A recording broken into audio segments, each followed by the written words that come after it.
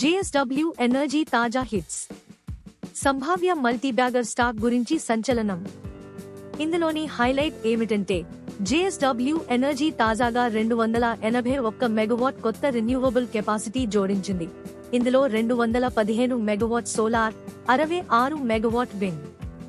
ఇప్పటికే రెన్యూవబుల్ శాతం మొత్తం కెపాసిటీలో 55% పైగా అయ్యింది. అలాగే 4.7 GW రెన్యూవబుల్ ఆస్తుల్ని కొనుగోలు చేయడం ద్వారా ఒరెన్ను పవర్ ప్లాట్ఫామ్ జేఎస్డబ్ల్యూ యొక్క గ్రోత్ మ్యాప్ బలపడింది.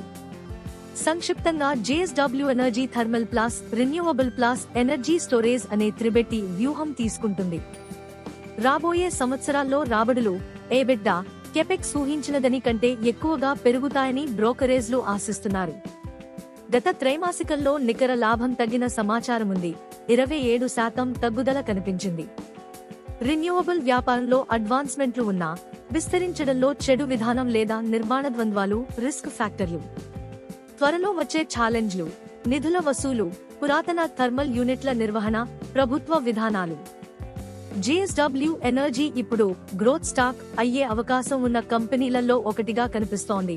రెన్యూవబుల్ కెపాసిటీ పెరుగుదలతో, ఎనర్జీ స్టోరేజ్ లక్ష్యాలతో మరియు వినియోగదారులకు నిరంతర సరఫరా అవసరాలతో బలంగా జతకొంటోంది.